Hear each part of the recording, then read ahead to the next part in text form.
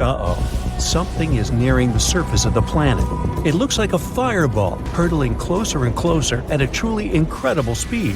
Soon, it becomes obvious that the collision is inevitable. Bam! The impact leaves a huge crater. It evaporates thousands of cubic miles of solid rock, and it also sets off a series of terrible natural disasters. Yeah, I know what you're thinking. You believe I'm talking about the catastrophic collision that occurred around 66 million years ago on Earth. You know, the one that's responsible for the extinction of non-avian dinosaurs and 3/4 of other life forms on our planet? But no, the disaster I'm talking about happened on a different planet. Scientists think that our close neighbor, Mars, once experienced the same catastrophe that struck Earth. It happened around 3.4 billion years ago. An asteroid collision might have caused a mega tsunami on the red planet, similar to the one that caused the Chicxulub impact on Earth. Scientists have identified an impact crater on Mars that was probably left by a comet or asteroid collision with the surface of the planet. Most likely, the space body landed in an ocean in the Martian northern lowlands, and the impact was so powerful that it caused a mega tsunami. Before the latest studies, the exact location of the impact crater wasn't verified. It was just a theory. To confirm it, a team of astronomers simulated a comet and asteroid collision in the area where they supposed the impact crater was. They even named this crater Hall. Hall is 68 miles across and lies in a region that is almost 400 feet below the supposed sea level. Anyway, the simulations formed several craters of the same size as Paul. One of the simulations claimed that these craters had been left by a 5-mile-wide asteroid that had encountered strong ground resistance. The other simulation showed that the craters had been caused by a bit smaller asteroid that met a weaker ground resistance. But, according to both simulations, the impact crater was almost 70 miles in diameter, and the collisions produced mega tsunamis up to 900 miles away from the center of the impact site. The simulations also helped scientists estimate the height of the tsunami. It was about 820 feet tall, almost as tall as the Eiffel Tower. The authors of the study also suggest that the Pole crater might be similar to the Chicxulub impact crater on our planet. The Chicxulub asteroid, as we now know it, is believed to come from the outer reaches of the solar system. This space body was at least 6 miles across. It crashed into the shallow seawaters near the Yucatan Peninsula. This splashdown was so powerful that it left its signature on the entire face of the planet. In 2021, researchers found out that the collision had carved mega ripples into Earth's crust in the region of modern-day central Louisiana. An even newer study suggests that the asteroid also triggered a tsunami so devastating it eroded seafloor sediments half a world away. The team of scientists remodeled the events of the first 10 minutes after the impact, and the model showed that the asteroid had produced waves up to 30,000 times greater than one of the largest tsunamis people have ever recorded, the Indian Ocean tsunami that hit Indonesia in 2004. The collision displaced so much water that it created a wave almost a mile high. That's like 2 Burj Khalifas, which is the tallest construction in the world, stacked one on top of the other. And of course, all that empty space didn't stay empty for long. The ocean gushed back to fill the crater. But in the process, it only ricocheted off the crater's rim, which produced even more waves. After that, tsunami waves that were more than 33 feet tall traveled around the world at a speed of 3 feet per second, lashing at all coastlines on their way. Imagine a 3-story building rushing up to you. No wonder the largest and fastest-moving waves occurred near the impact area in the open waters of the Gulf of Mexico. Those rose more than 330 feet tall, which is taller than the Statue of Liberty, and moved at a speed 10 times greater than more distant tsunami waves. But back to the red planet. Some experts think that not 1 but 2 mega tsunamis could happen on Mars. They could be triggered by a pair of meteor impacts that were several millions of years apart. Between these 2 collisions, Mars went through a period of climate changes. As a result, liquid water on its surface turned into ice. In other words, the first asteroid impact most likely produced waves composed of liquid water, and the second tsunami was probably formed by rounded chunks of ice water. By the way, the largest asteroid to have ever crashed into Earth might not actually be the one that ended dinosaurs. A much more catastrophic collision likely happened about 3.5 billion years ago. New evidence scientists found in northwestern Australia suggests that the asteroid I'm talking about was 12 to 18 miles across. It struck Earth at an immense speed, releasing an unimaginable amount of energy. Now, this made me think, what if something like that happened these days? More than 30,000 objects that are circling Earth these days could potentially crash into our planet. NASA considers around 1,500 of them to be potentially hazardous. These space rocks are the remains left after the solar system was formed some 4.6 billion years ago. For example, in 2004, astronomers discovered a huge asteroid nearing Earth. The first observation showed that the chance of the space rock hitting our planet was less than 3%. The asteroid was named Apophis. It's more than 1,200 feet across and weighs about 20 million tons. It's supposed to streak across the sky on April 13, 2029. Apophis will pass at a distance of 19,000 miles away from Earth's surface. But even though this space rock might miss our planet in 2029, it doesn't mean it won't return 15 years later in 2036.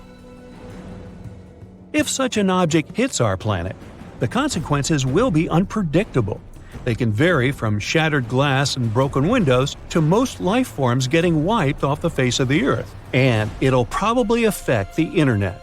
Now that last thought is truly scary. But luckily, modern technologies are likely to help us avoid any catastrophic consequences. Experts have developed several ways to prevent a real-life disaster movie from happening. For one thing, we could use a spacecraft to knock this visitor from outer space off its course. Or it could somehow be blasted into pieces. Scientists could also slow the thing down with the help of concentrated sunlight. Or people could tug it away with a gravity tractor. That's a theoretical spacecraft that can influence objects in space without touching them. In sci-fi movies, a huge asteroid often sneaks up on Earth and turns out to be a nasty surprise to astronomers. It hurtles toward our planet at breakneck speed and gets discovered just weeks or even days before the collision. In reality, scientists are constantly watching all large objects in Earth's neighborhood. It means there would be plenty of time to do something before the inevitable happened. There are three kinds of missions scientists could prepare at short notice. Type 0, when a heavy spacecraft hurtles toward the intruder with one single goal, to knock it off its course. In this case, astronomers would have to rely on the already available information. The Type 1 mission would involve a scout. It would be launched first to get more close-up information about the space rock. Only after that, the main spacecraft would be launched. With more precise information, its journey would be way more productive. And if scientists chose the Type 2 mission, they would send a scout and a small spacecraft at the same time. The spacecraft would knock the asteroid a bit off its course. Then the scout would collect all the necessary information. Based on this data, the spacecraft would finish its job with a more fine-tuned second push. If none of these methods work, people could try going deep underground or even build a shelter on the ocean floor. But in this case, we'd need to find sources of energy that could help us survive for at least several decades. Plus, people would have to create a life support system that could somehow keep air and water fresh. Look at this comet!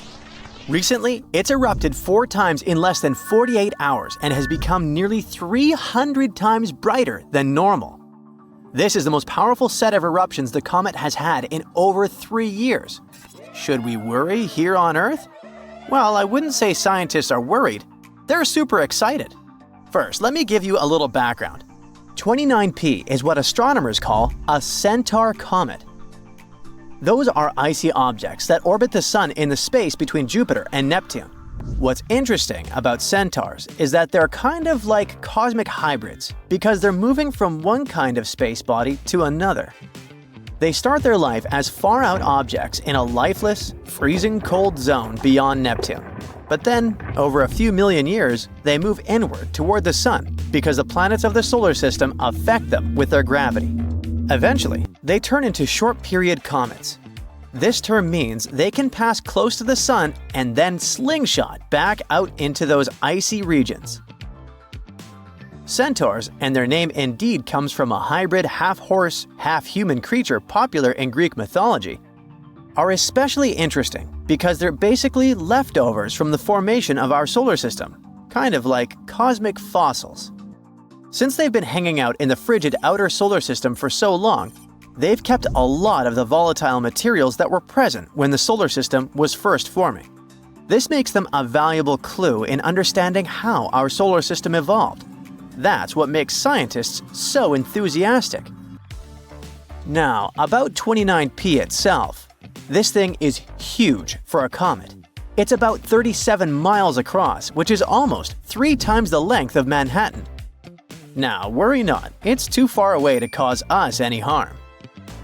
While it's one of up to 1,000 known centaurs, 29P is also in a rarer group of comets called cryovolcanic comets. Those are a fascinating class of space objects that have unique geological activity. The thing is, cryovolcanic comets not only contain a unique mix of ice, dust, and rock, but also feature cryovolcanoes, aka cold volcanoes. They erupt with volatile materials like water, ammonia, or methane instead of molten rock. As for regular comets, when they approach the Sun, the heat from the star evaporates their gases, leading to the emissions of dust and tiny particles, electrons, and ions.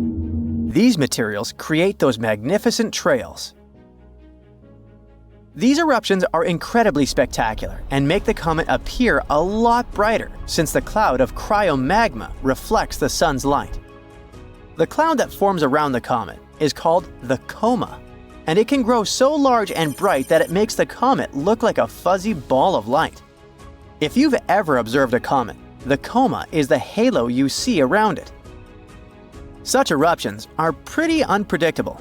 While most cryovolcanic comets follow elliptical orbits that take them far out into the solar system, 29P is on a more circular orbit, staying around the same distance from the Sun as Jupiter. You'd think that this would mean its eruptions would be more regular, but that's not the case at all. In fact, 29P erupts in a completely random and unpredictable way, and scientists are still trying to figure out why. The latest outbursts started on November 2, 2024, when 29P erupted for the first time in almost 2 years. This was followed by 3 more large eruptions in less than 48 hours, which really got the attention of astronomers at the British Astronomical Association. They'd been tracking 29P for a while, and they reported that the eruptions sent out a cloud of debris reflecting about 289 times more light than the comet's nucleus, which is a huge increase in brightness. Astronomers are expecting that the coma, which is growing after each eruption, could take on an unusual shape. The multiple outbursts might cause the coma to expand in a weird, irregular way. This is especially interesting because 29P hasn't had a major eruption like this since November 2022. Then it threw out over 1 million tons of debris. The last time it had a massive outburst was in September 2021, when the comet had multiple eruptions in quick succession. In addition to the confusion about its eruptions, 29P is pretty different from most other comets. Most comets have elliptical orbits that take them far out into the solar system. They spend decades, centuries, or even thousands of years far from the Sun, only to erupt when they get close. But 29P doesn't do that. No, it orbits the Sun once every 15 years and stays at about the same distance as Jupiter. This strange behavior makes astronomers even more eager to figure out what's going on with it. Another cool thing about 29P is that it doesn't ever get close enough to the Sun to grow a tail like other famous comets, such as the once-in-a-century comet, Tsunamis Atlas, which has recently made headlines. It passed the closest to Earth in 80,000 years. NASA's James Webb Space Telescope has been keeping an eye on 29P, helping solve some of the mysteries about the comet. and it has recently made another groundbreaking discovery. It has detected jets of CO2, good old carbon dioxide, coming from the comet. This was the first ever detection of CO2 jets on this particular comet. Webb has also discovered a jet of carbon monoxide coming from the comet. It can tell us a lot about the composition of the comet and its outbursts. What's especially interesting is that the jets seem to come from different parts of 29P's nucleus. Even though Webb can't actually figure out the nucleus itself because it's too small to see in detail, the jets coming from different locations on the comet's surface suggest that the nucleus may be made up of multiple objects. These objects might have different compositions, and it's possible that the nucleus is more of a composite body made up of smaller chunks that came together over time. Strangely, astronomers haven't detected any water vapor in the comet's atmosphere. That's unusual because the atmospheres of most comets often contain water. Our comet might lack water vapor due to the extremely cold temperatures on its surface. It could prevent water from evaporating or vaporizing. 29P isn't the only thing that Webb is studying. The telescope has also been making some big discoveries about galaxies far, far away. For example, Webb has recently spotted a galaxy with a pretty complicated name which appeared about 1 billion years after the Big Bang. What's super weird about this galaxy is that the gas in it is shining brighter than the stars, which is really rare. This could be a missing link phase in the evolution of galaxies, something that could help astronomers understand how galaxies transition from the very first stars, called population 3 stars, to the types of galaxies we see today. The stars in this galaxy are much hotter than we see in modern galaxies in local universe, around 144,000 degrees Fahrenheit, compared to the typical 72,000 to 90,000 degree Fahrenheit of stars today. This could mean that the galaxy is in the middle of a super brief but intense phase of star formation, where huge, hot stars are popping up in a dense gas cloud. And this gas cloud is glowing so brightly because it's being hit with tons of light from these stars. The research team behind this discovery says that although the galaxy doesn't have population 3 stars, because the data shows it has too much chemical complexity, it still could be a guide for understanding how galaxies evolved, from the first stars to the galaxies we're familiar with today. There are still so many questions about this galaxy. Is it a rare phase, or is it something that happens often in the early stages of galaxy formation? Astronomers are hoping to study more galaxies like this one to figure it out. NASA made this cool rover called Curiosity and sent it to Mars to see what else we can find out about the red planet, the one that will possibly become our next home. Curiosity has been exploring the surface of Mars, taking measurements and gathering data about the planet for more than 10 years. And good old Curiosity stumbled upon some interesting wave-rippled rocks in the region of the Martian surface that was kind of expected to be drier. Scientists believe this area was actually a lake bed. It might be the bottom of a dried-up lake and all that sediment and other things that have accumulated there. All this can give us some important clues about the history of the lake. For instance, the types of organisms that might have lived there, how deep the lake was, how long it was there, and similar stuff. These wave-rippled patterns tell us that these rocks may have formed when strong Martian winds were moving the water in this big ancient lake.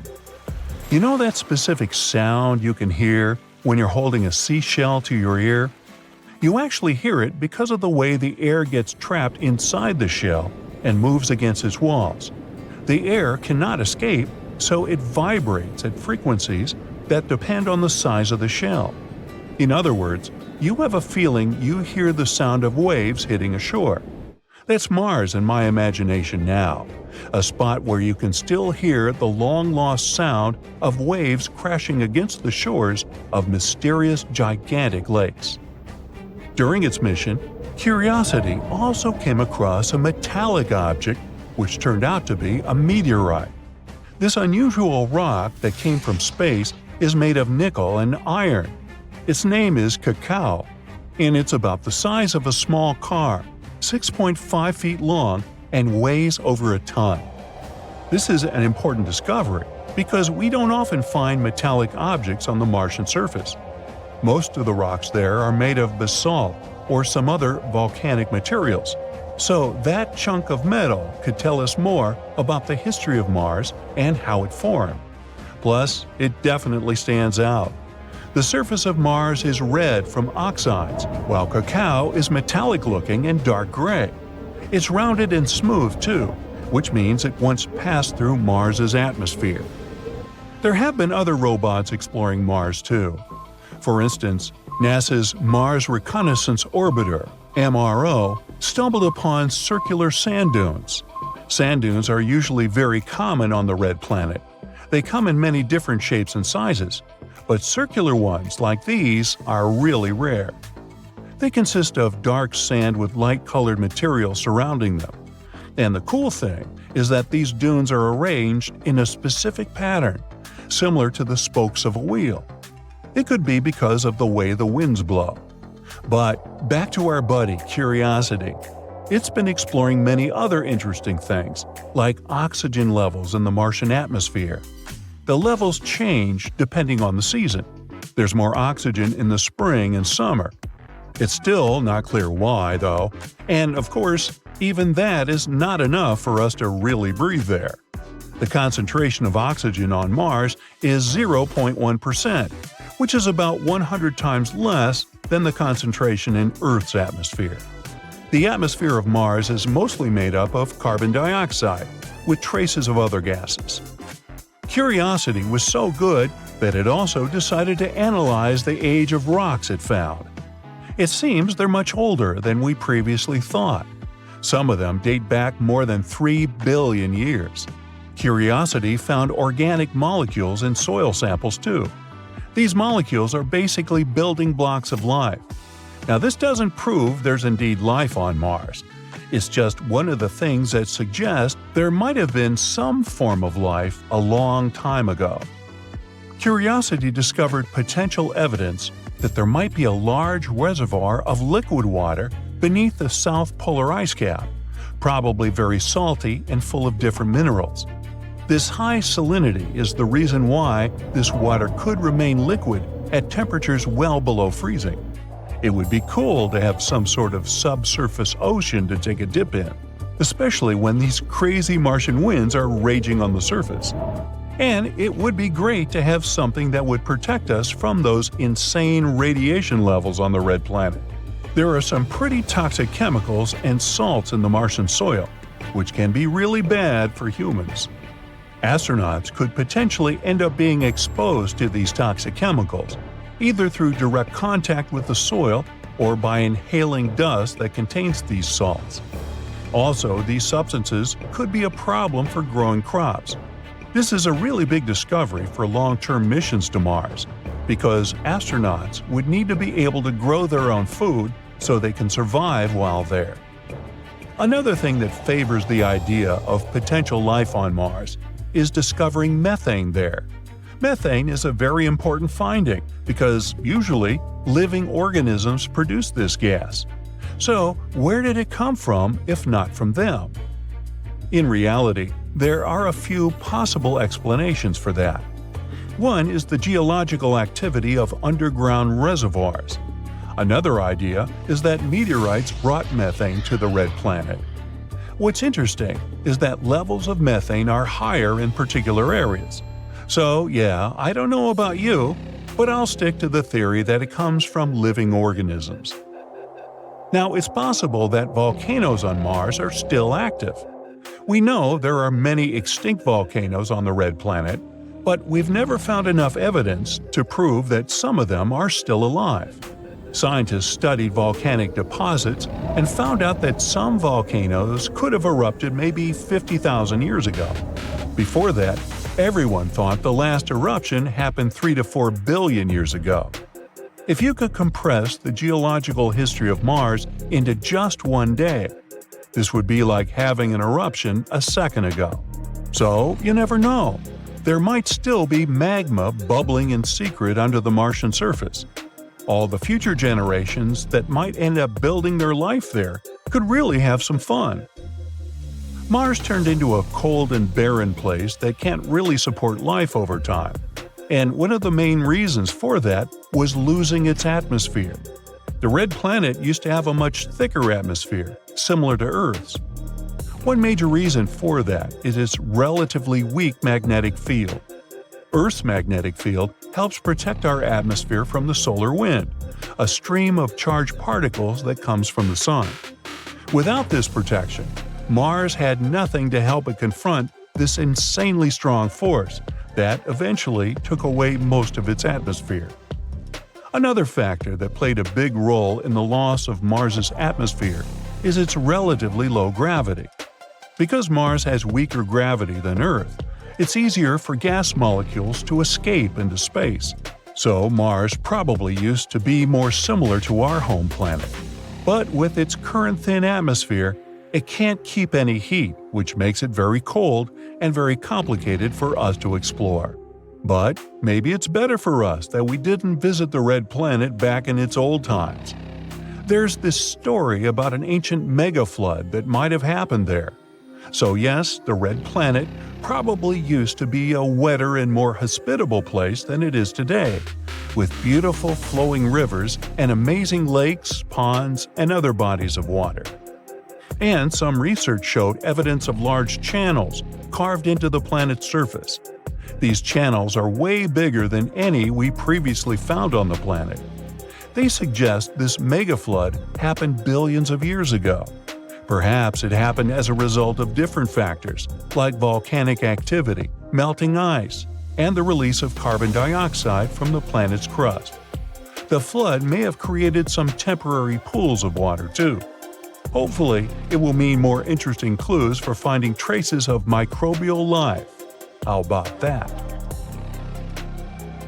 It's staring at you, and you're staring at it. A giant eye that seems to be pulling you into an abyss. You're hovering over it in your space copter. But however scared you might be, you still need to do your job. So you send your copter down to the surface of the red planet. Right, that's where you are, on Mars. But first things first, you take a moment to remember everything you know about the fourth planet from the Sun. It's the last of the inner planets. Those are the planets that lie within the asteroid belt. They're also called terrestrial, since they're made up of rocks and metals. The atmosphere of Mars is much thinner than Earth's. It contains 95% carbon dioxide and a mere 1% of oxygen. In other words, don't even think about pulling off your helmet. Anyway, there's no time to waste. You land on the surface of the planet and find yourself in a brownish-red world. That's a good thing you're wearing a spacesuit. This place is freezing cold. The thermometer sewn into the sleeve of your suit shows minus 80 degrees Fahrenheit. Time to take your first step on the Martian surface. The planet looks quite colorful, and the hue of a particular area depends on the minerals that make up the soil. The ground under your feet is covered in fine dust. It looks like rust. The same orange dust is in the air. Good thing you have your own supply of oxygen and don't need to breathe Martian air. The layer of this dust covering the surface of Mars can be from 6 to 40 feet thick. You hope you'll avoid getting swallowed by some Martian quicksand. You start walking, feeling very light. Mars is just 15% of our planet's volume and a mere 11% of Earth's mass. It means that gravity here is much weaker. Its pull is 38% as strong as the pull of gravity on the surface of Earth. You jump up and down and then try to run several hundred feet. Ha! You haven't even broken a sweat. What makes it harder for you to explore the place on foot is that the planet's surface is rocky, covered with craters and volcanoes, old dry lake beds, and canyons. You see something huge towering on the horizon, but you try to suppress your curiosity. You'll have enough time to figure out what it is later.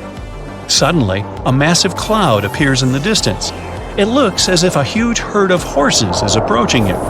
In reality, you better get back into your copter and fly away as fast as you can. That's one of Mars's infamous dust storms. They mostly occur during the summer in the southern hemisphere of the red planet.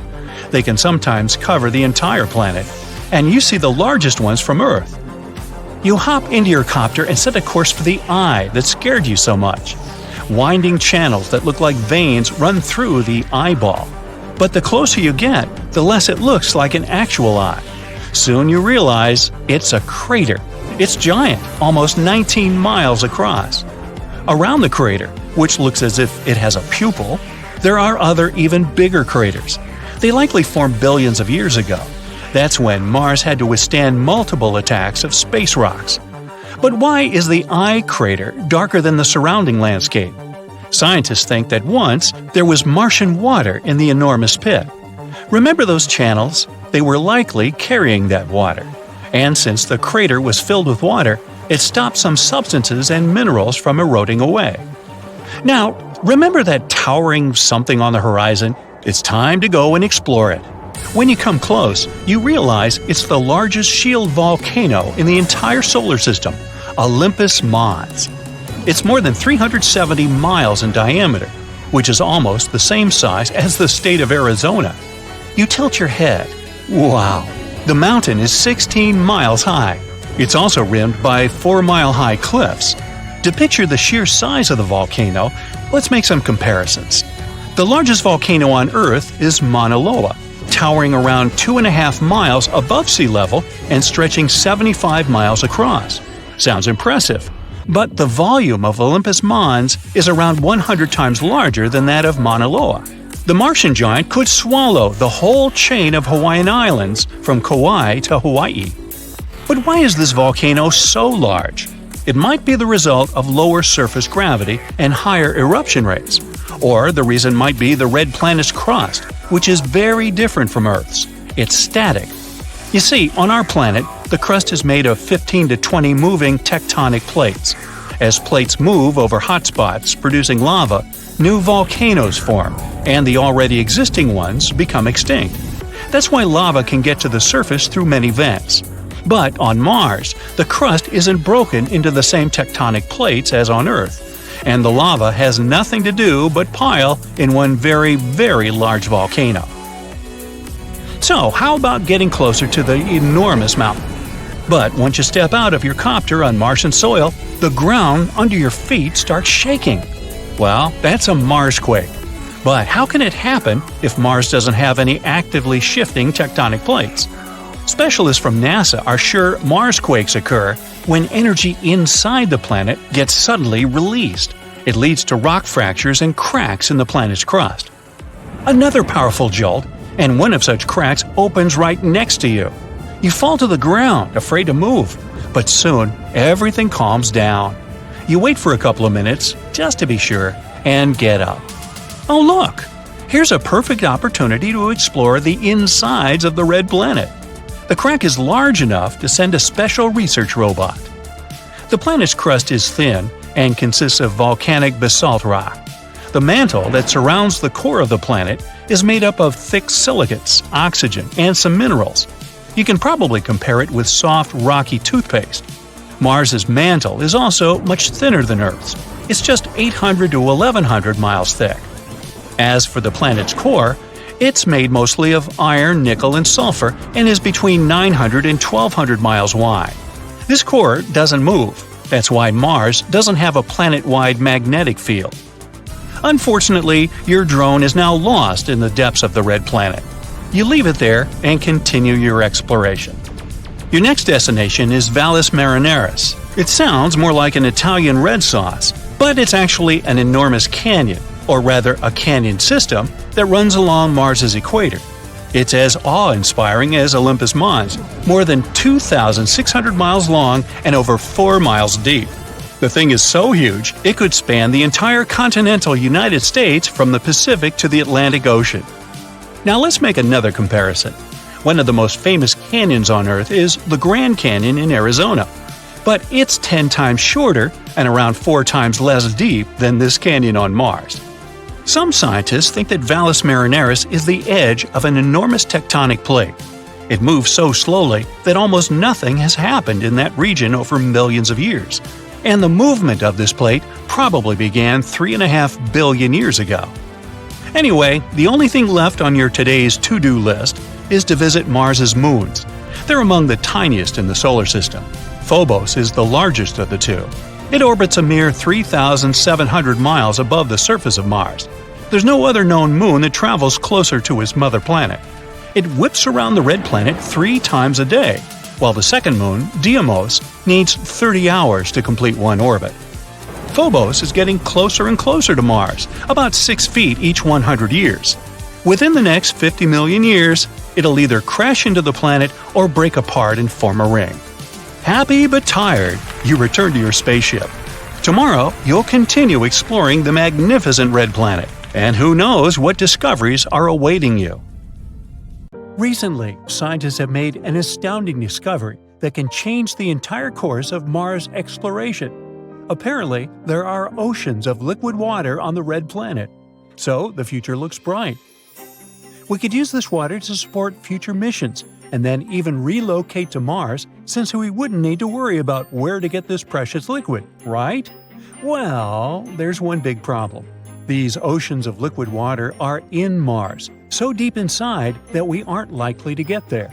At least that's what a new analysis of seismic data collected by the Mars InSight lander claims. Huge reserves of liquid water seem to be the best explanation for some seismic quirks of the red planet. So all this precious water is out of our reach. But we need to find it to solve the puzzle of the aquatic history of our blushing, dusty neighbor. And the first thing we need to do is identify where the water is and how much of it the planet is hiding. Navigation has confirmed that the parachute has deployed and we are seeing significant deceleration. Now, our rovers are scurrying about on the surface of the red planet, gathering all the available data on the planet's surface geology. And it's getting increasingly obvious that Mars was once covered with water. Many factors, from Martian terrains to ancient dry lake beds and deltas, suggest that there was a time when the planet was quite soppy. These days, there's still some water on and right below the surface of Mars, but it's in the form of ice and nowhere near what Mars had in the ancient past. To understand how much of it could have been on the red planet billions of years ago, we must know where all this water went. There are 2 spots where the water could have gone: into space or toward the interior of Mars. Then it could have been isolated as either liquid reservoirs or ice deposits. Currently, we don't have any way of measuring how much water once leaked away. But now, we finally can find out more about the gooey center of the red planet. All thanks to the Mars InSight lander. It isn't operating anymore, but from November 2018 to December 2022, it was listening to the hums and rumbles and monitoring the activity below its feet.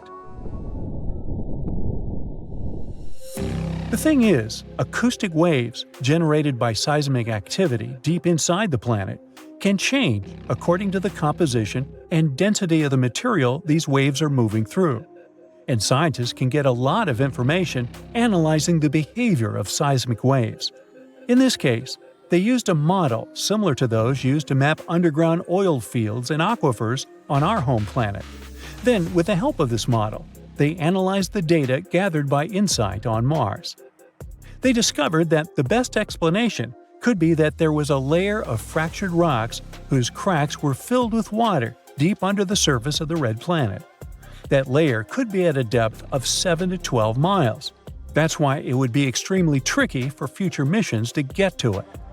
And still, the new discovery could help us understand the Martian water cycle. Confirming the existence of a large reservoir of liquid water can help us sneak a peek at what the climate on Mars used to be, or what it could be like one day.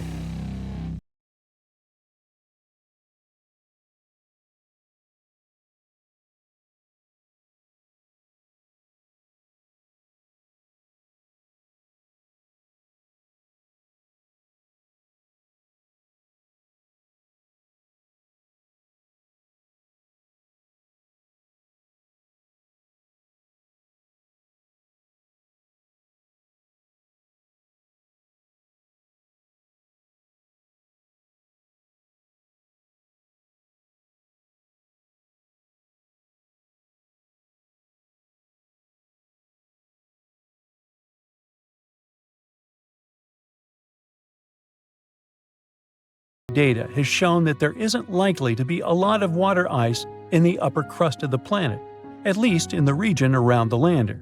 But if it turns out that there is a water-rich layer deep below the surface and stretching around the entire globe of the planet, then there would be enough water to fill ancient ocean beds and even more.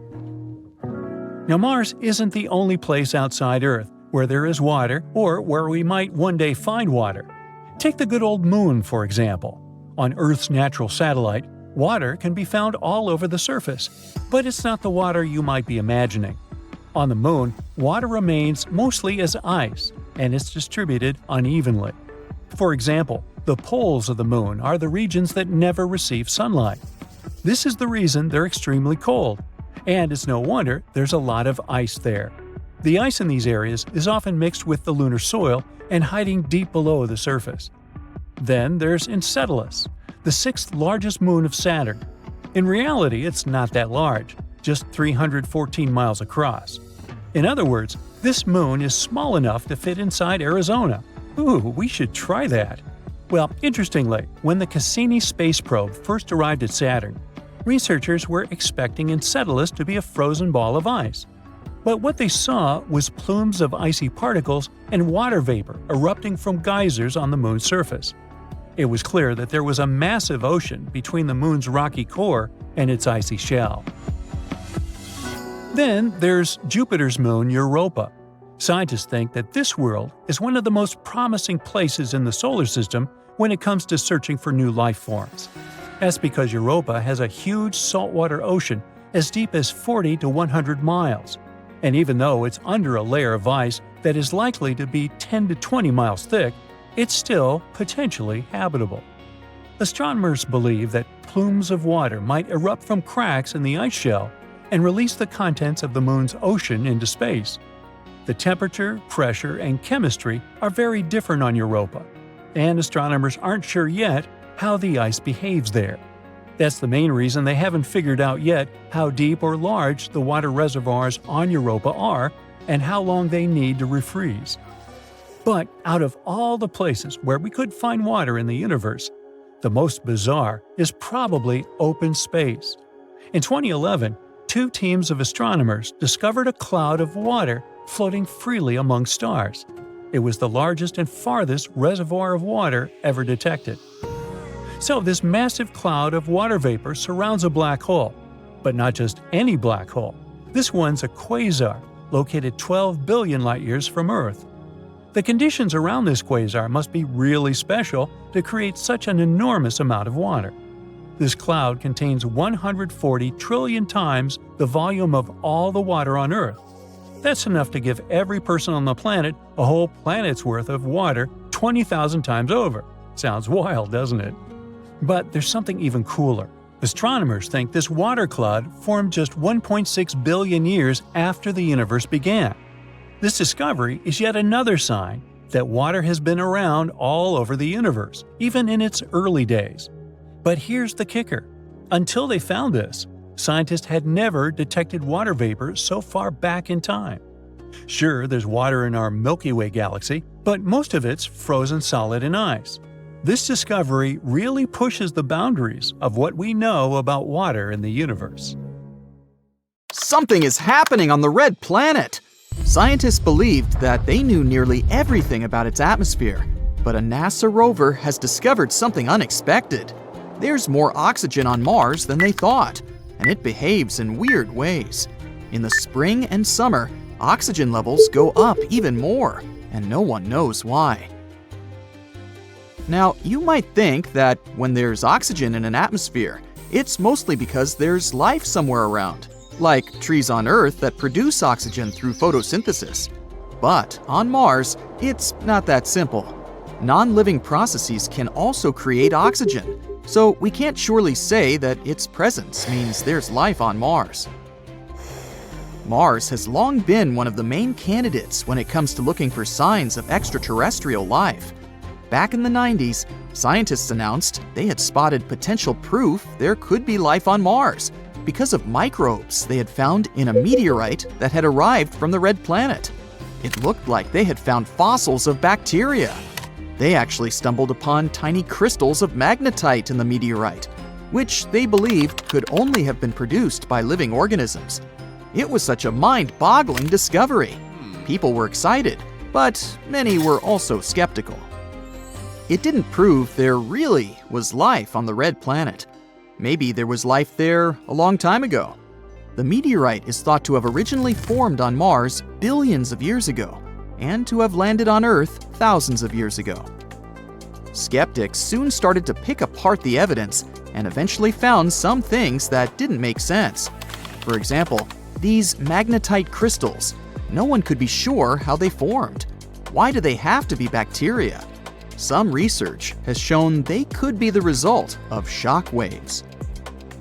Recently, the Perseverance rover has collected a couple of new rock samples from the Jezero crater on Mars.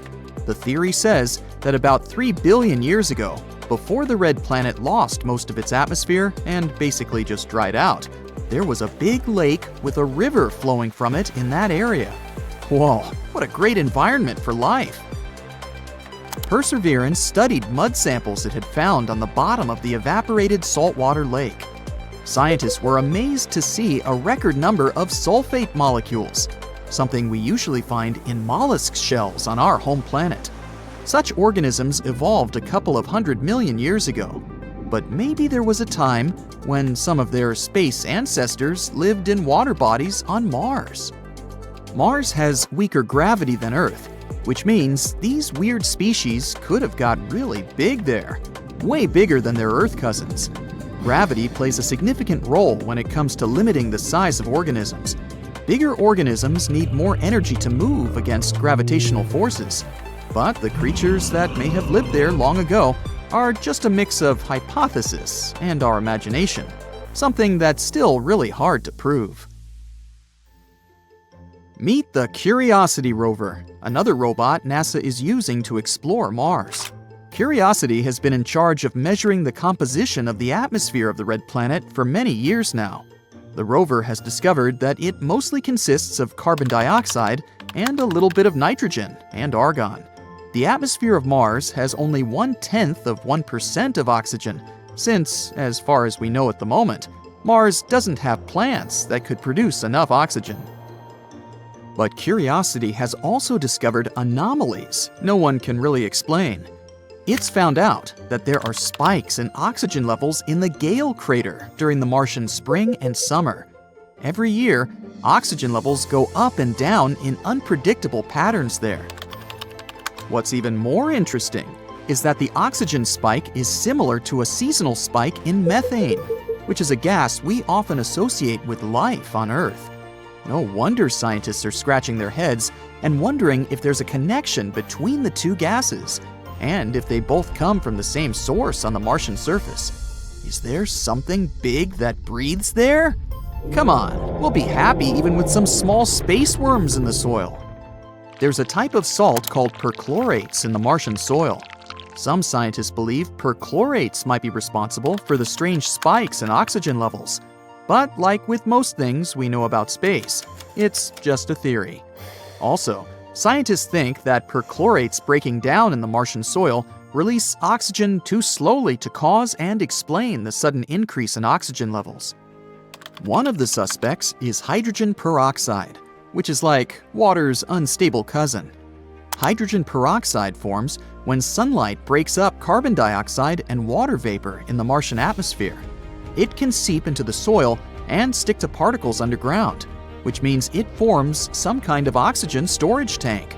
Some data even show there are pockets of subsurface water in the Martian soil that may be hiding enough dissolved oxygen to actually support life. But even if the hydrogen peroxide could stay in the soil for millions of years, it would still only explain a small part of the increase in the level of oxygen. So you can't blame it for the whole thing. We can also take a look at an old experiment from the 1970s, where scientists found that moistening the Martian soil caused it to release a lot of oxygen. However, they did this experiment at a warmer temperature than the planet's average. And again, it doesn't explain how the oxygen spike keeps happening every year. None of the clues we have seems to fit the case. Mars may not have enough of its own oxygen, but it's possible to make this gas there. NASA conducted a small experiment where they tried and managed to produce oxygen on Mars. MOXIE is a device that can make oxygen on Mars.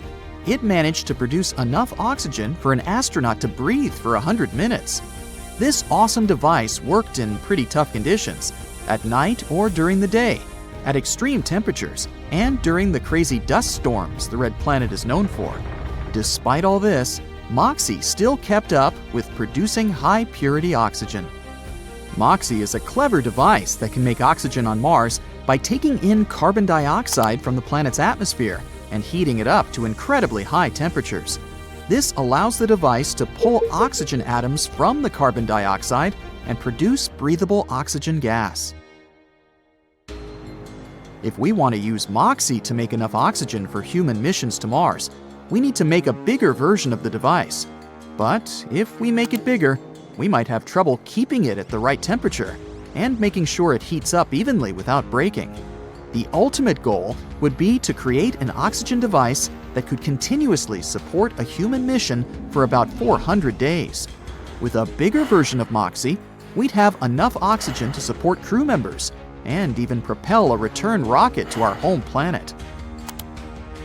When you see the dusty red surface of Mars, you can't say it's a place that hides liquid water underneath. Some say it's too cold for water to exist on Mars anyway. But there are stories that there could be a hidden world of liquid water, just like subglacial lakes in Antarctica. And to find out more, we might have to drill down about a mile beneath the surface. Unfortunately, it's not going to happen anytime soon. But in the meantime, scientists have been using a spacecraft called Mars Express to study radar reflections around the southern pole of Mars. The reflections seem to indicate there could be liquid water, and the planet's interior might be keeping it warm. But some claim it might just be rock. We hope there are underground lakes on Mars because it would be a perfect spot to look for life. After all, scientists have found bacteria living in subglacial lakes on Earth. But we don't know for sure how deep they are, or if they're just small veins of water in the ice. Only time and more exploration will tell.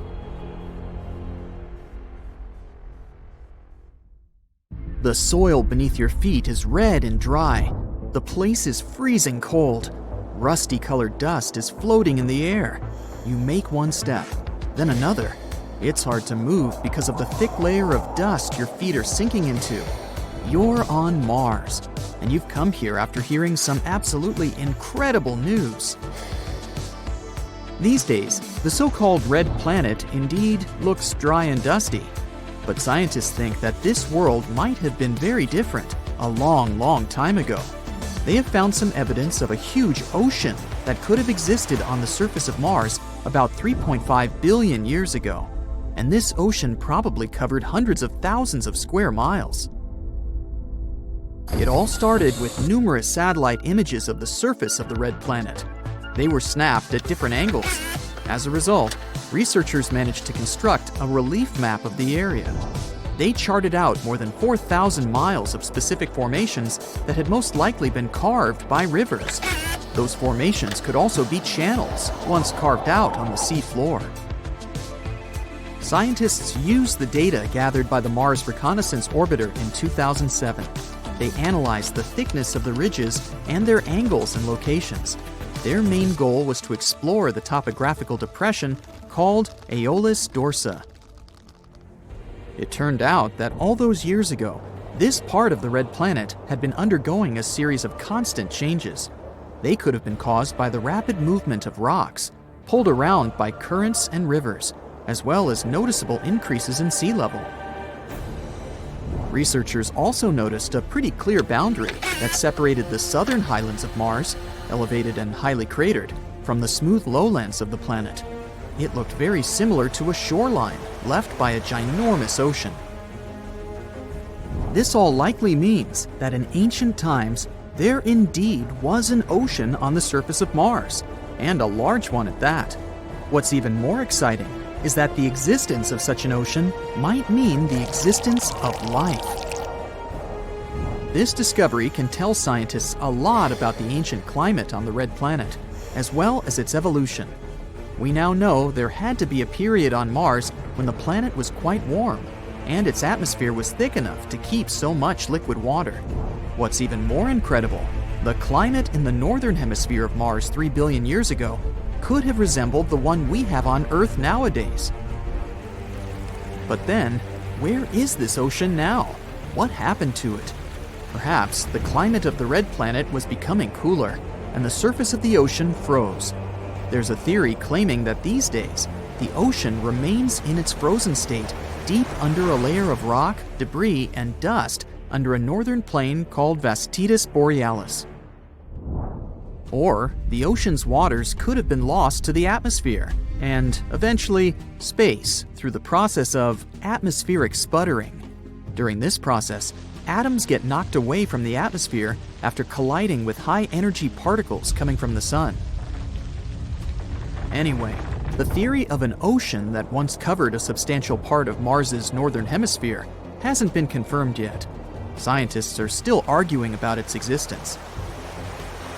As for now, Mars is a very cold world with an average temperature of -80 degrees Fahrenheit. The planet's surface is rocky. It's covered with dry lake beds, craters, volcanoes, and canyons. The ocean that might have existed on Mars isn't the only awesome thing about this planet. Let's speak about those sandstorms raging on the red planet. In movies, they're depicted as incredibly powerful forces of nature, destroying astronauts' camps and tearing their spaceships into pieces. But how much of it is true? Mars is indeed infamous for producing dust storms so massive they can be seen by telescopes on Earth. They sometimes cover continent-sized areas and can last for weeks at a time. But besides them, there are much rarer storms that occur once in 3 Mars years, which is about 5.5 Earth years. Such storms are larger and much more intense than regular ones. They encircle the entire planet. That's why scientists call them global dust storms. At the same time, it's unlikely that even a global dust storm could cause serious harm to astronauts or their equipment. Even though Martian storms are massive, the wind speed reaches 60 miles per hour tops. That's less than half the speed of most hurricane-force winds on Earth. Plus, this comparison of wind speeds can be kind of misleading. The atmosphere on Mars is just 1% or so as dense as the atmosphere on our planet. It means that the wind there needs to blow much faster to cause any damage, or even fly a kite. Now let's move to the next amazing phenomenon spotted on the red planet. When you look at it from a distance, it looks like an eye. There are even some winding channels that look like veins running through the eyeball. But the closer you get, the less the formation looks like an actual eye. It's actually a giant crater, almost 19 miles in diameter. Around the crater, which looks as if it has a pupil, there are other, even bigger craters. They likely formed billions of years ago. That's when Mars had to withstand multiple attacks of space rocks. But why is the eye crater darker than the surrounding landscape? Scientists think that once, water filled the ginormous pit. Remember those channels? They were likely carrying that water. And since the crater was filled with water, it stopped some substances and minerals from eroding away. Your next destination is Valles Marineris.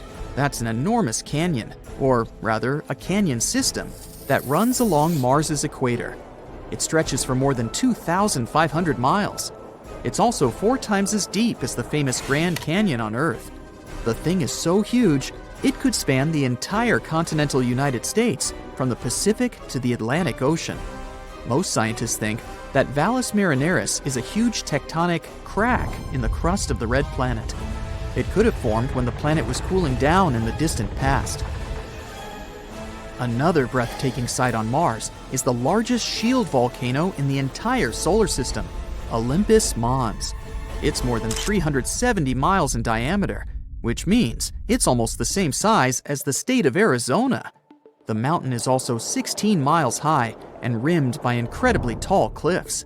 To imagine the sheer size of the volcano, let's make some comparisons. The largest volcano on Earth is Mauna Loa. around 2.6 miles high and 75 miles across, which actually sounds pretty impressive. But the volume of Olympus Mons is around 100 times larger than that of Mauna Loa. The Martian giant could swallow the whole chain of Hawaiian Islands from Kauai to Hawaii. Scientists have been wondering for quite some time why this volcano is so large. It might be the result of lower surface gravity and higher eruption rates. Or the reason may be the red planet's crust, which is very different from Earth's. On our planet, the crust is made up of 15 to 20 moving tectonic plates.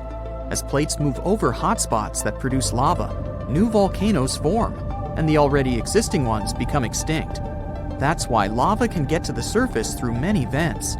But on Mars, the crust isn't broken into the same tectonic plates as on Earth, and the lava has nothing to do but pile in one very, very large volcano. Now, if you visited Mars and decided to go on an evening stroll, you'd witness a strange phenomenon.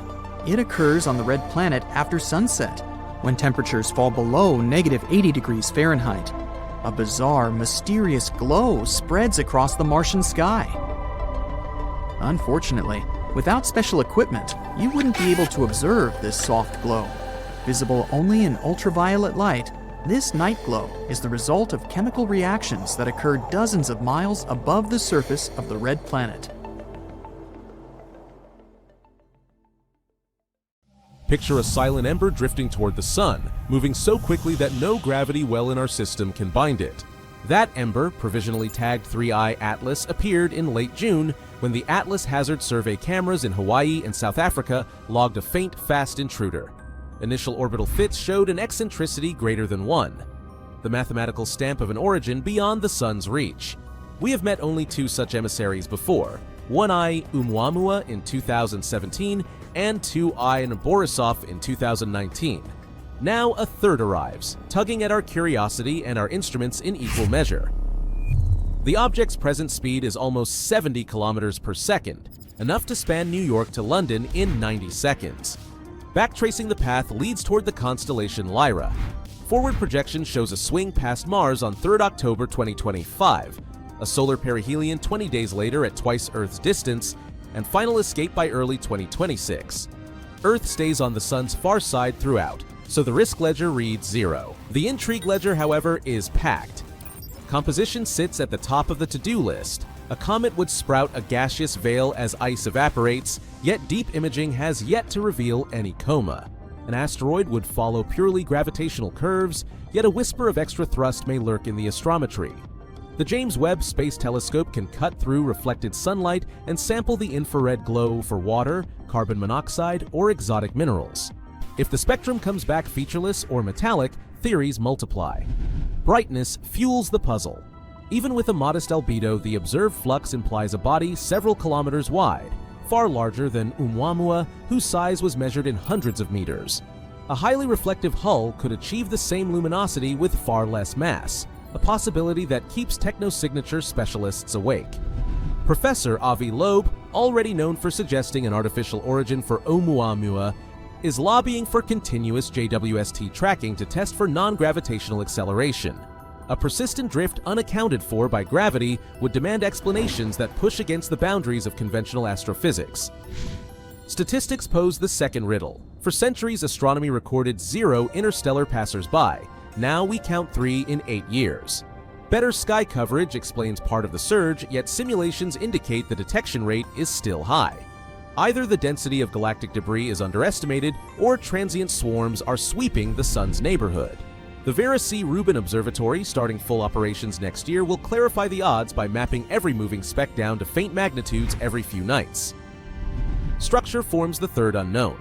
Light curve monitoring can reveal whether 3I spins like a platter, a spindle, or a rubble pile loosely bound by microgravity. Oumuamua's flattened shape and unexplained kick remain controversial. A repeat would strengthen calls for new physics or new engineering. Rapid tumbling might indicate past collisions, freshly exposed ice, or even deliberate attitude control. That opportunity extends well beyond the object itself. Each interstellar visitor carries isotopic fingerprints of the chemistry that shaped alien worlds. Sampling those fingerprints, even remotely, refines models of planet formation, volatile delivery, and the migration histories of giant planets. In a decade, robotic missions may be fast enough to intercept such bodies. Today, we practice with photons. Time is tight. By September 2025, the object will vanish into solar glare. By the time it re-emerges, the outbound leg will dim below major telescope thresholds. Roughly 5 months remain for the most ambitious observations. Teams are coordinating radar pings, ultraviolet spectra, and high-cadence photometry to squeeze every bit of information from the fleeting visitor. Why should the broader public care? Because 3I Atlas is a tangible reminder that our solar system is not an island, but a crossroads. Somewhere, an unknown star flung this body into the dark, perhaps through a near miss with a giant planet, perhaps through a cataclysmic collapse of a binary pair. After wandering for millions of years, it has brushed past our doorstep, offering a message in a bottle. The galaxy is bustling, and we are part of that bustle. Whether the newcomer proves to be ice, rock, metal, or something unprecedented, its brief appearance renews a sense of frontier. Sky surveys sharpen, theories adapt, curiosity deepens. The next discovery may come sooner than anyone expects, and when it does, the groundwork laid today will allow us to read its story more clearly. For now, astronomers chase a streak of light across CCD frames, and every clear night might deliver a clue that rewrites chapters on planetary science, or adds a footnote to the search for artifacts among the stars. In either case, the sky is not done surprising us. Origin scenarios abound. Some simulations eject 3I from a nascent planetary system after a close brush with a giant planet, while others invoke a crowded stellar nursery where passing stars fling debris across interstellar lanes. Whatever the trigger, the body has drifted for perhaps tens of millions of years, carrying the isotopic signature of an alien chemistry lab. Radio arrays will also listen for narrow-band emissions, more out of thoroughness than expectation. After Oumuamua, techno-signature protocols are standard. Scan, archive, move on, unless a signal repeats. Looking ahead, Rubin's legacy survey of space and time should uncover several interstellar objects every year, identified early enough to permit rapid robotic flybys. Concepts under study at multiple space agencies outline launch-on-alert missions that could sample surface dust or even return grains to Earth. Each discovery thus acts as rehearsal for the day we chase one down in person. Whether the outcome is ordinary or transformative, the chase itself pushes instruments, sharpens global teamwork, and teaches the next generation to aim beyond yesterday's limits. Whoa! A wall of fire spreads around the epicenter of the impact.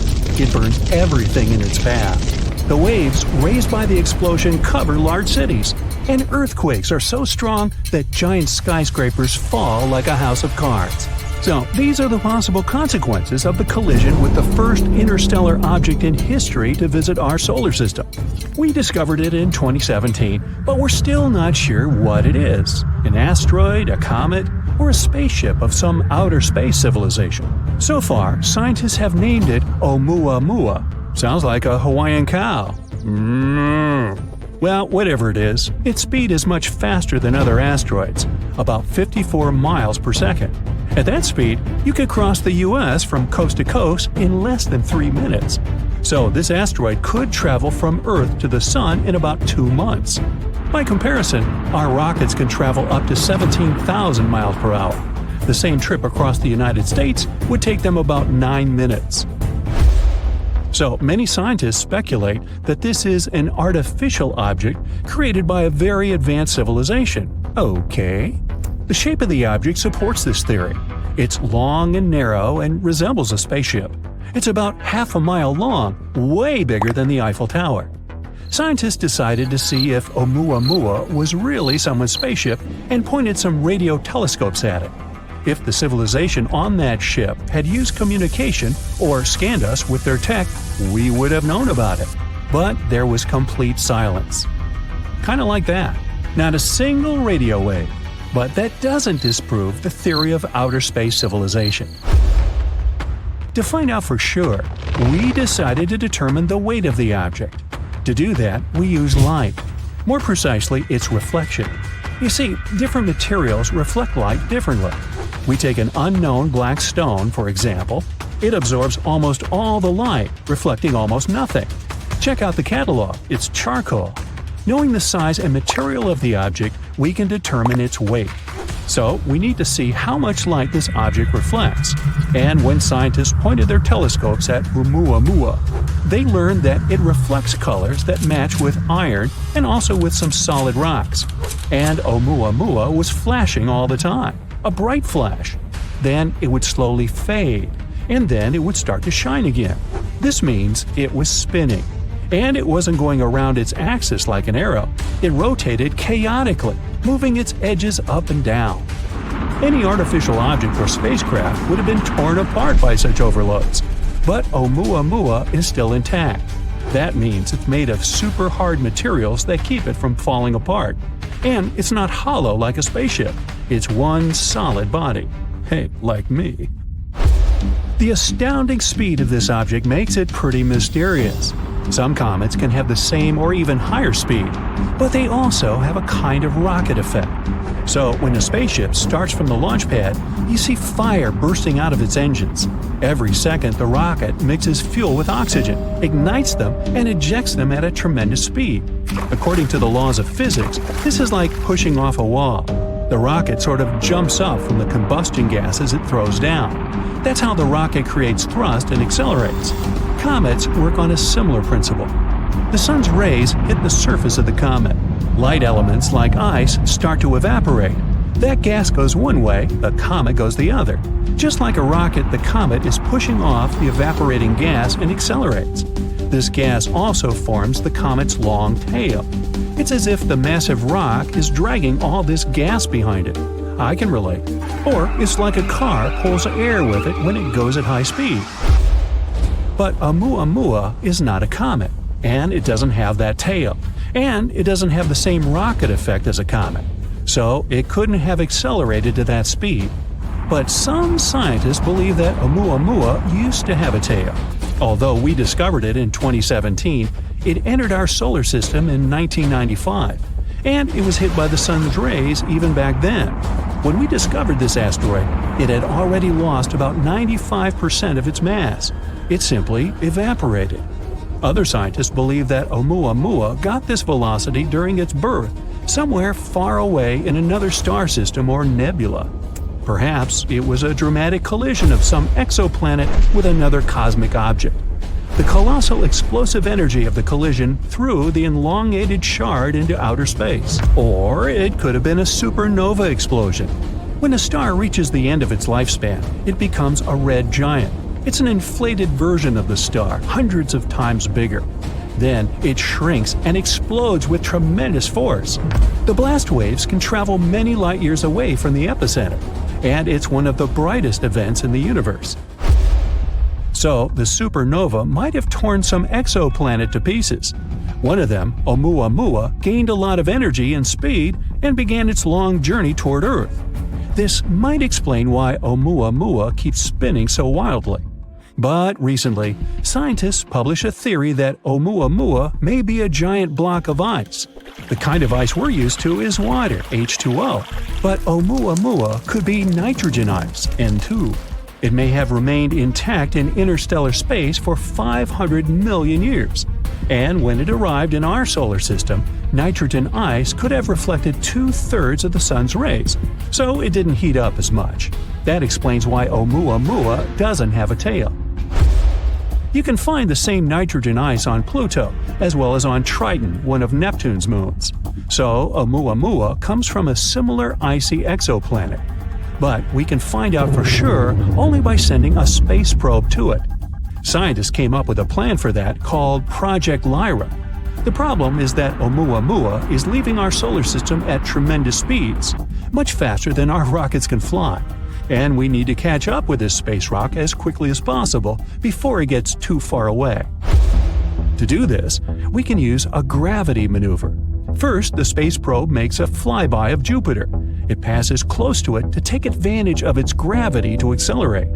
After that, the probe will head towards the Sun, and it'll fly around it as close as possible to fire like a catapult towards the space rock. The second option for reaching the asteroid is to use microprobes. We have to launch about 1,000 of them into orbit. They should be no heavier than a match. Each of them will have a light sail the size of a boxing ring. Then we'll focus a powerful laser beam from the ground onto this sail. It will allow us to accelerate the probe to about 20% of the speed of light. It shouldn't go too fast not to fly past the asteroid. It should be able to enter its orbit or land on it. But if we're too slow, Oumuamua will leave our solar system before we can catch up with it. It'll be a great experience because in the future, we'll be able to use such asteroids as a space taxi. All we have to do is enter the orbit of such an interstellar asteroid or even land on it. Then we would keep moving through space at incredible speeds without using any fuel at all. This would be a great option for traveling long distances or to deliver supplies to other star systems. So why should we be afraid of such objects? Well, a collision with an asteroid the size of Oumuamua could wipe out an entire state. If it were to hit somewhere in the ocean, it could cause waves taller than our skyscrapers. Scientists are anxious to find ways to protect us against such objects. One of them is ramming. If we spot a potentially hazardous object, we could send a spaceship towards it, pedal to the metal. The spacecraft will have to ram the asteroid at an angle that will move its trajectory just a little bit. Moving it too much on a cosmic scale would only dramatically change the asteroid's final destination, and we only need to get the asteroid past our planet. We can also create a controlled explosion on the asteroid. It's based on the same principle. The force of the explosion would have to shift the trajectory of the asteroid slightly, or smash a giant rock into smaller pieces. Asteroids up to 80 feet wide would burn up completely in our atmosphere due to friction against the air. Rocks between 80 feet and half a mile in size may not burn up completely and cause local damage. Anything larger is considered very hazardous. You think? The traditional method of science fiction is to put rocket engines on the asteroid. Then we can not only change the trajectory of the space rock, but also control it. And we can use it against other asteroids.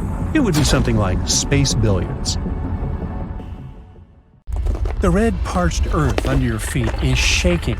Large cracks are opening in the ground, threatening to swallow you. But unlike on Earth, these quakes aren't coming from within the planet. A threat coming from space is triggering them.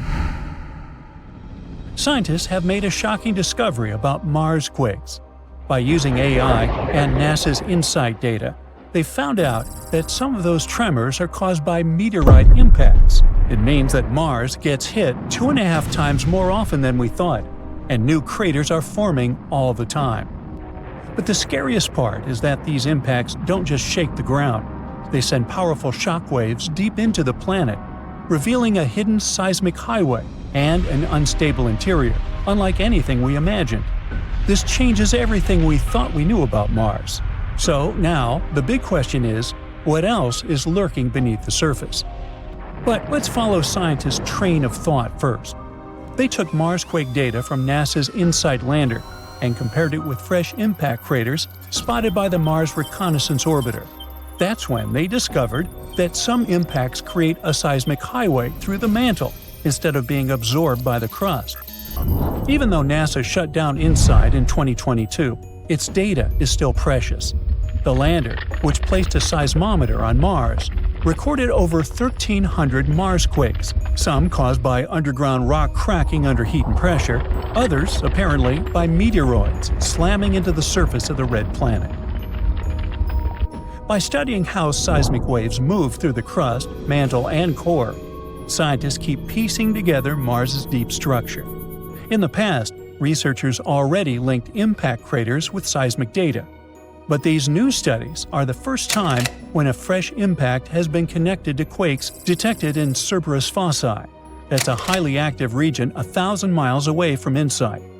Scientists have discovered this 71-foot-wide crater much farther from NASA's InSight lander than expected, if we consider the strength of the seismic waves it produced.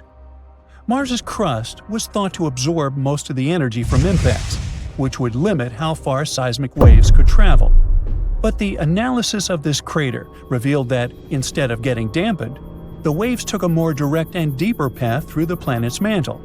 This unexpected finding suggests that Mars has a seismic highway, which allows quakes to spread much farther than previously believed.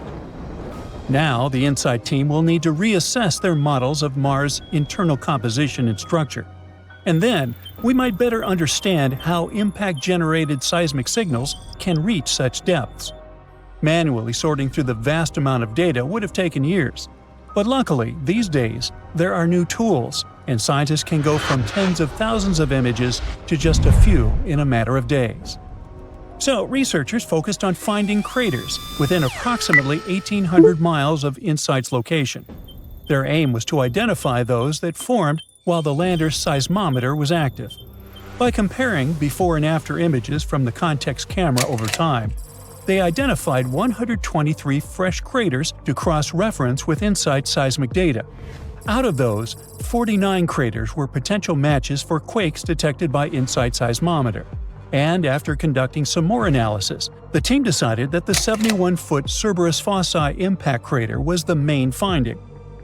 This discovery is likely to help scientists differentiate between signals from internal quakes and those caused by meteoroid impacts. Initially, they believed that Cerberus fossae produced a lot of high-frequency seismic signals linked to quakes originating inside Mars. But the new data suggests that some of this activity may have been caused by impacts, not internal processes. Another mystery scientists haven't been able to crack for 50 years is why Mars is split into two very different halves. But thanks to recordings of Mars quakes, they may have finally found the answer. Since the 1970s, researchers have known that Mars has two distinct regions. The northern lowlands cover about two-thirds of the planet's northern hemisphere, and the southern highlands make up the rest. The southern highlands sit about 3 miles higher than the northern lowlands, and the crust, the planet's outer layer, like a shell, is thicker in the south. This strange divide is known as the Martian dichotomy. There are two potential explanations for this imbalance. One theory suggests that an unknown internal process within Mars created the difference. The other claims that a massive collision, probably with a moon-sized space rock or several smaller impacts, once reshaped the planet's surface. But Mars' surface is extremely old. That's why pinpointing exactly what happened has been difficult. But now, a new study, published on December 27, 2024, has used Mars quake data from NASA's InSight lander to figure out whether the cause of this difference lies deep inside the planet. InSight was positioned near the boundary between the northern lowlands and southern highlands. Its mission included recording seismic data from Mars quakes, which travel through the planet's mantle, the rock layer beneath the crust. So scientists compared how these waves moved under both lowlands and highlands. They looked for differences in the planet's deep interior. It turns out that the seismic waves lost energy much faster when traveling through the southern highlands. It means that the mantle beneath this region is significantly hotter than in the north. It's compelling evidence that internal planetary forces, rather than an external impact, caused Mars' unusual split. The research team believes that the temperature difference between Mars' two halves can be traced back to ancient tectonic activity. It once shaped the planet, but later stopped. At some point in the past, Mars had moving tectonic plates, like Earth's. As these plates shifted, they, along with the molten rock beneath them, could have created the Martian dichotomy. But eventually, the movement stopped, leaving behind what scientists call a stagnant lid. That's a thick, immobile layer over the planet's molten interior. If this turns out to be true, it might mean that the mantle beneath the southern highlands is still pushing upward, while the mantle under the northern lowlands is sinking deeper toward the planet's core. This ongoing process could explain why Mars' crust is thicker in the south. At the same time, we can't completely rule out the idea that an external impact created the dichotomy. Some recent studies suggest that a giant collision could still be a possible explanation. To solve this mystery for good, scientists will need more Marsquake data and detailed models of how Mars originally formed. By the way, if you ever decide to visit Mars, you might come across the hero of our video today, the InSight lander itself. It was supposed to launch in March 2016, but a problem with one of its instruments caused a delay. It was a vacuum leak in the seismometer. NASA rescheduled the launch for May 2018, and the issue was fixed in the meantime. But this delay increased the total cost from $675 million to $830 million. Still, InSight successfully landed on Mars on November 26, 2018. But over time, dust built up on its solar panels, making it harder to recharge. The InSight lander runs on solar panels and batteries, but it needs occasional wind gusts, called cleaning events, to clear dust from the panels. Unfortunately, the place where InSight landed didn't get enough of these winds to keep the lander fully powered. By February 2021, during the Martian winter, thick dust had covered the panels, and they were only producing 27% of their full capacity. To save power, NASA started putting InSight into hibernation mode, shutting down instruments gradually to keep its electronics warm. They hoped better weather would allow the lander to recharge and wake up by July 2021. In May 2021, the team found a clever way to restore some power by using the lander's arm to move sand onto the panels, helping the wind clean off some of the dust. But eventually, InSight was only generating 1/10 of the power from the sunlight than it did right upon arrival. In July 2022, NASA put it in low power mode to keep detecting Mars quakes. The lander kept operating until December 2022. On December 20th, NASA announced that InSight had lost contact with Earth on December 15th, and the mission officially ended on December 21st, 2022. We've been dreaming about life on Mars for a long time. Not only about growing potatoes there in the future, but also about all the potatoes that could have been there in the past. Has there ever been life on Mars? Recently, scientists have found something that could be evidence of that. Let's find out what happened. Mars is the fourth planet from the Sun. A human hasn't set foot on Mars yet, but robots have set their wheels. The first spacecraft that visited the Red Planet were NASA Viking landers. They flew there back in 1976 and sent us a lot of interesting data. Back then, we didn't know anything about Mars. To us, it looked like a cold, lifeless desert. But since we're so similar, scientists began to wonder, has it always been like this? Or is it possible that once Mars used to be thriving and full of life? And in 2022, NASA's Mars rover Perseverance found something that could shed a light on this mystery. But first of all, what is Perseverance? Scientists have suggested that if there was life on Mars once, it's unlikely that it could simply disappear without a trace. It must have left some traces, perhaps underground, where they would be protected from radioactive solar tantrums and other nastiness. So we need to check the rocks. It's important to note that we aren't looking for life on Mars right now. There most likely isn't any. Instead, we want to look into the distant past of our twin planet. We're talking billions of years ago, when Mars could have been warm, green, and far from lifeless. In other words, we have to find dead microbes and various chemical compounds similar to ones on the Earth. This is the mission of our main character, Perseverance. It arrived on Mars in February of 2021. The spacecraft landed on the bottom of the 30-mile-wide Jezero crater, and after landing, it scooted over to the west, to the place that prompted scientists to choose Jezero for research. This place is a dried-up river delta, and this former river is already more than 3.5 billion years old. The Jezero crater itself was once a large lake. Yup, apparently there was life on Mars, and scientists have suggested that these places would be perfect as bodyguards of microbes. That's exactly what bacteria do on Earth. They hide, being still in the depths of lakes and ponds, so we could probably find traces there. The researchers believe that this particular lake has the highest scientific value in the entire mission. The highest chance to find rocks on which such bacteria could survive is here in Jezero. So Perseverance went to the delta. The row wasn't easy though. The rover missed a little and landed further than planned. As one famous movie said, "This little maneuver's going to cost us 51 years." Fortunately, Perseverance took only 1 year, and on the way, it was able to explore Jezero a little. The rover uses a complex built-in tool to explore the world. The tool is called Scanning Habitable Environments with Raman and Luminescence for Organics and Chemicals, or just SHERLOC. Boy, NASA sure loves its acronyms. As the device approached the delta, The signal of organic molecules became stronger. Soon, these signals were everywhere, and besides, they were the brightest that the scientists have ever seen. What does it mean? Elementary, my dear Watson. You know, Sherlock. It's time to dig. Since July 2021, Perseverance has drilled and collected 4 thin cores of sedimentary rock. The total number of collected rocks at the moment is 12. This is the first time in history that we're collecting something like this on another planet. These 4 cores were found on 2 rocks called Skinner Ridge and Wildcat Ridge. The first pair of cores, the ones from the Skinner Ridge, don't seem very interesting at first glance. They're quite close to what we can find in many places on Earth. However, if we look at them closer, we'll see that they're dotted with round grains of some dark material.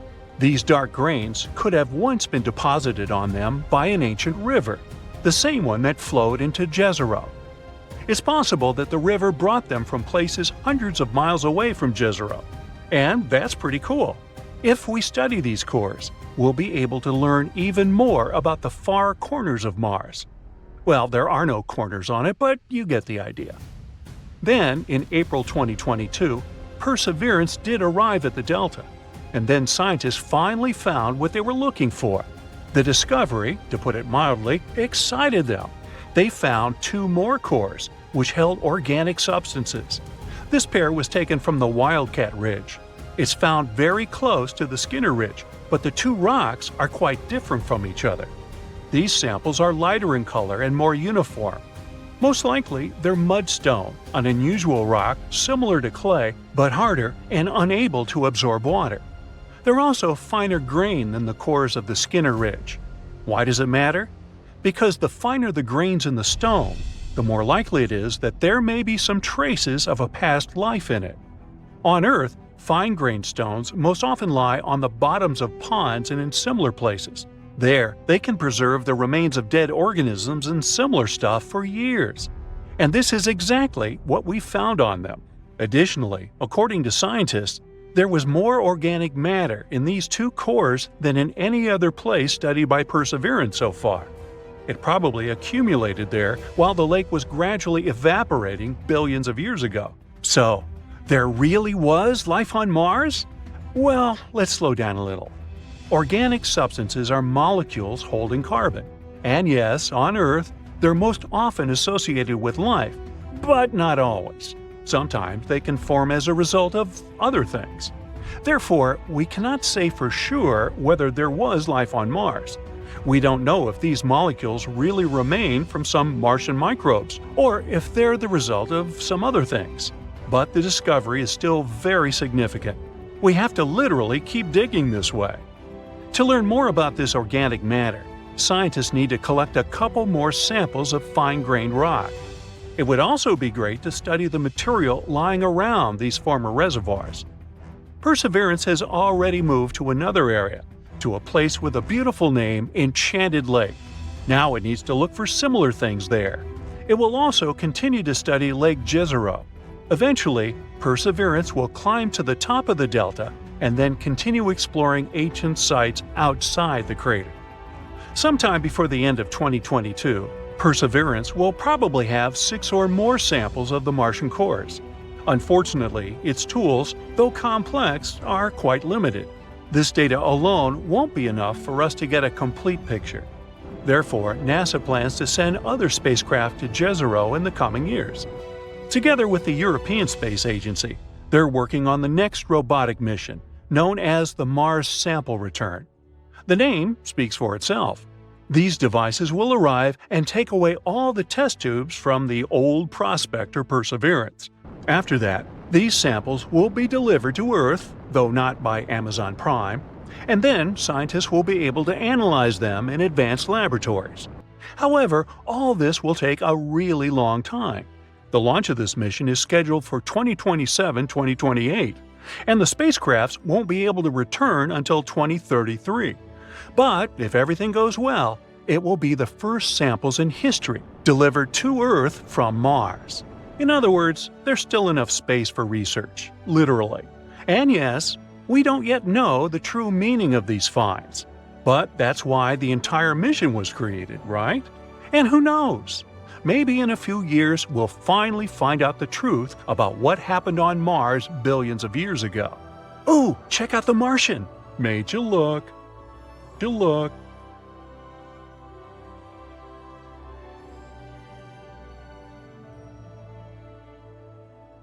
So Mars has two moons, Phobos and Deimos. And apart from the bizarre shape, there's nothing remarkable about them, except for one thing. Not so long ago, scientists discovered a strange phenomenon on the surface of Phobos, and they still can't find any explanation for it. What is this phenomenon, and what does it tell us about the history of our solar system? Let's find out. American astronomer Asaph Hall discovered Phobos and Deimos back in 1877. Did you know that all the planets in our solar system are named after Greek and Roman deities? For example, Mars or Ares is the famous deity of war. That's why the satellites of this red planet were named after the sons of Ares, Phobos and Deimos.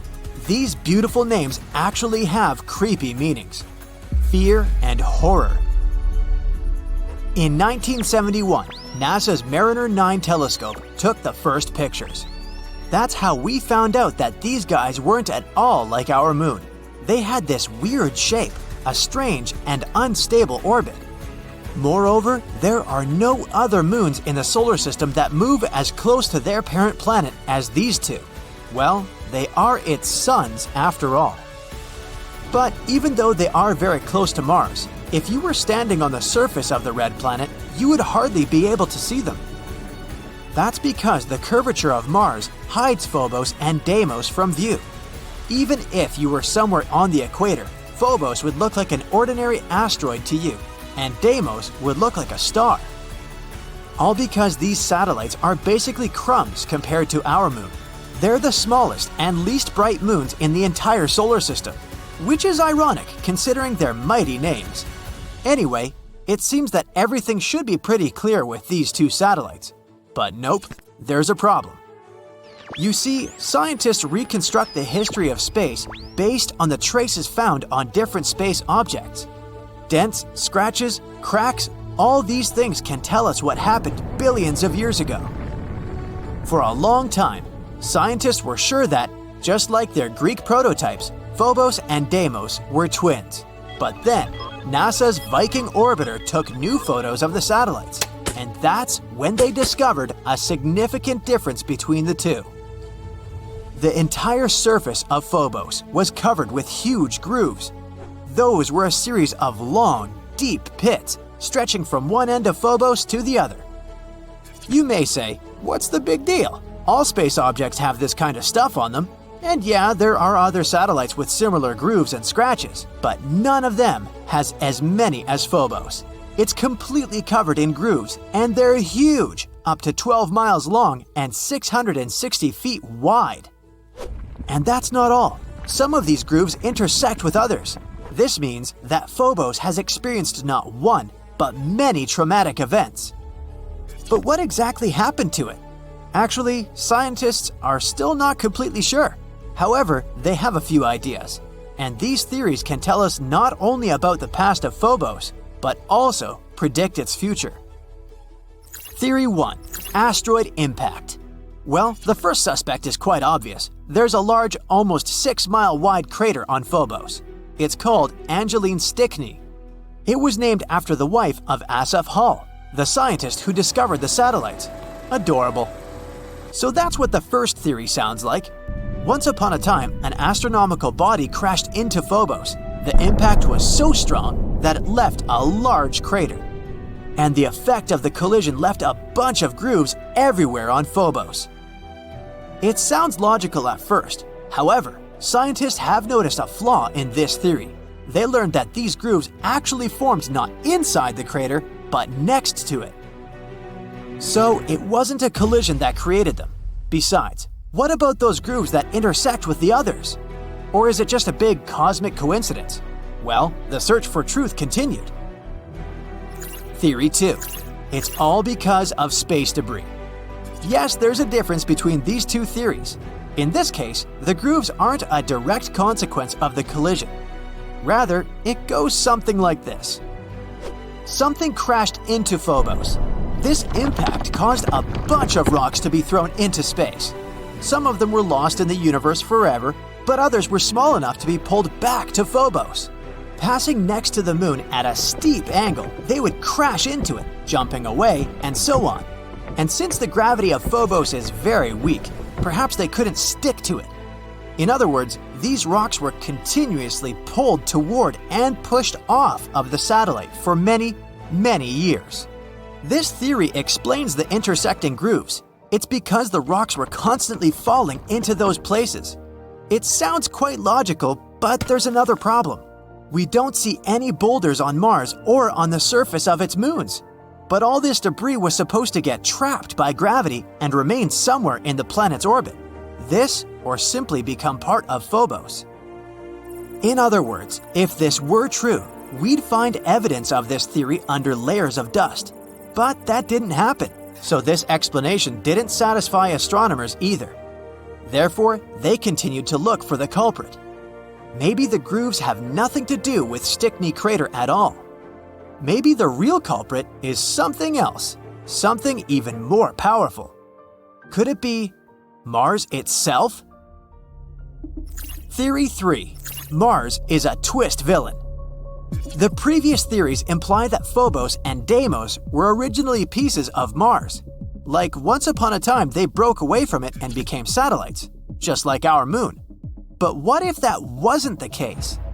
Observations made by NASA's Mars Global Surveyor show that Phobos and Deimos are made up of elements which are mainly found in meteorites and asteroids. So, what if Phobos and Deimos are asteroids? There's an asteroid belt between Mars and Jupiter. Given the size, shape, and composition of Phobos and Deimos, scientists have suggested that once upon a time they belonged to this belt. However, one day they flew out of it, and then gravity pulled them to Mars. This phenomenon is called asteroid capture. It's very strange though. Yeah, the asteroid capture isn't uncommon, but these two have been flying next to Mars for what, billions of years? It's weird that their orbits have remained the same. In addition, the atmosphere of Mars is very rarefied, and because of this, it could hardly capture any asteroids. In theory, they should have separated from Mars at the first opportunity. However, this didn't happen. It means that somehow they got stuck, and Mars immediately began to destroy them. Yep, an unexpected twist. In this version, Mars turns out to be a villain. By studying the past, we've found some evidence of future crimes. The mysterious grooves of Phobos could be caused by tidal forces between Mars and Phobos. The Moon and Earth also exchange these, slightly distorting each other. But since Phobos is much closer to Mars, the impact of gravitational forces is much stronger. In other words, the gravity of Mars is gradually destroying Phobos. Every 100 years, the satellite gets 0.7 inches closer to Mars. It also shrinks as much as 6.5 feet, becoming even more fragile and weaker.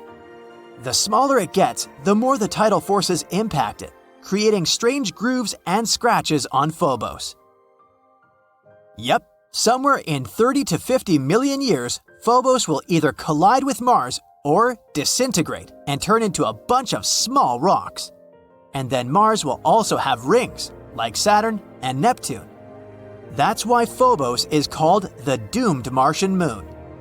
Anyway, these are all only theories, but the dramatic backstory of Phobos gives us an idea of how dynamic extraterrestrial objects can be. The more we learn about them, the more we discover about the secrets of the origin of not only Mars, but also other objects in our solar system. If one day we really colonize Mars, studying its moons can help us a lot.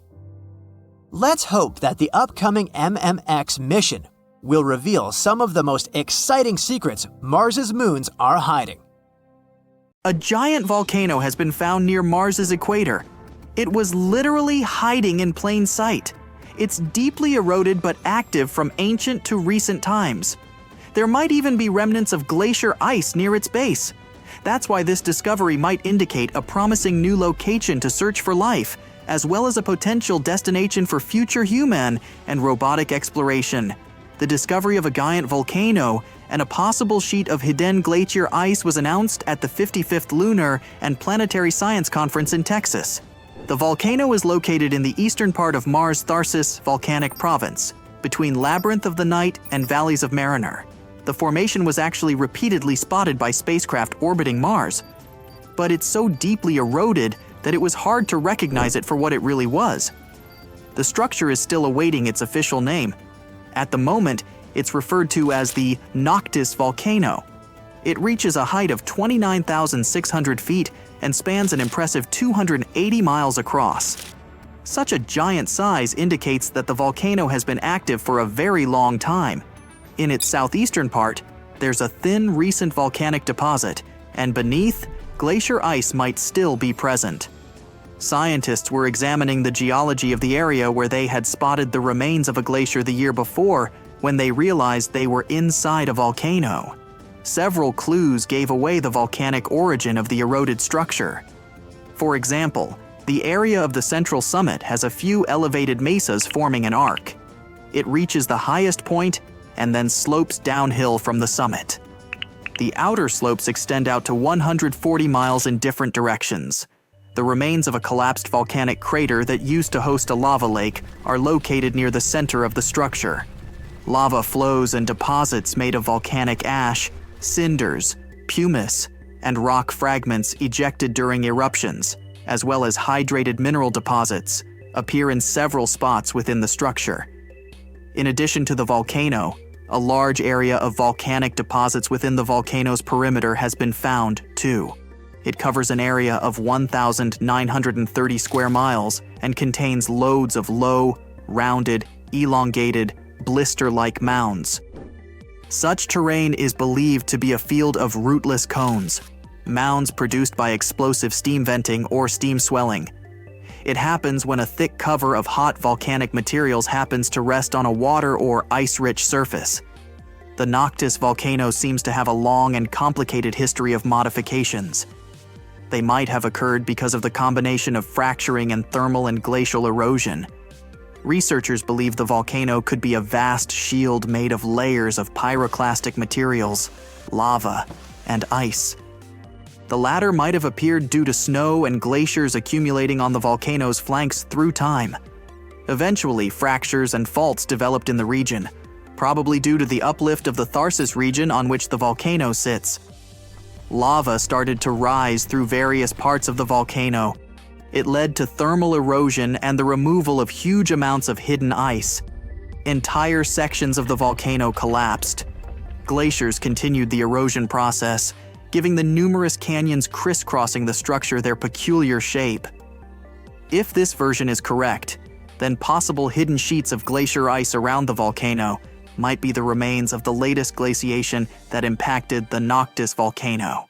And still, a lot about the newly discovered formation remains a mystery. It's obvious that it has been active for a long time and started to grow early in Mars's history, but it's unclear when exactly. Even though it erupted even in modern times, it's unknown if it's still volcanically active. Will it erupt again when people begin to colonize the red planet? And finally, if it has been active for a very long time, is it possible for the combination of constant warmth and water from ice to allow the site to harbor life?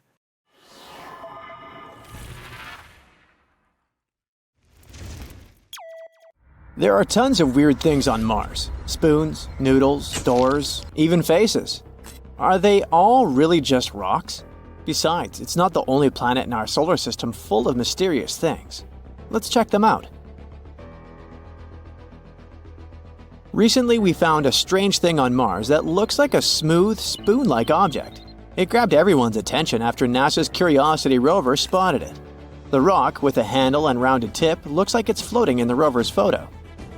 People on the internet are puzzled about what it might be. Some are joking that it's a Martian's bowling pin, or even a shoehorn left by extraterrestrial creatures. But Andrew Good from NASA says it's not that exciting. Turns out it's just a rock shaped by the wind over a long time. These kinds of rocks with odd shapes are common on Mars. They're called ventifacts. Ventifact is a rock that can get scratched, dented, or smoothed out by tiny particles carried by the wind. You'll usually find these kinds of rocks in dry places where there's not much grass or trees to block the wind, and where there's a lot of sand blowing around. Sometimes, the wind can carve ventifacts into really cool shapes, like the mushroom rocks you can see in the White Desert National Park in Egypt. These rocks look like giant mushrooms because the wind wears away the bottom part faster than the top, making them stand tall and slim. Ventifacts aren't the only cool Martian rocks.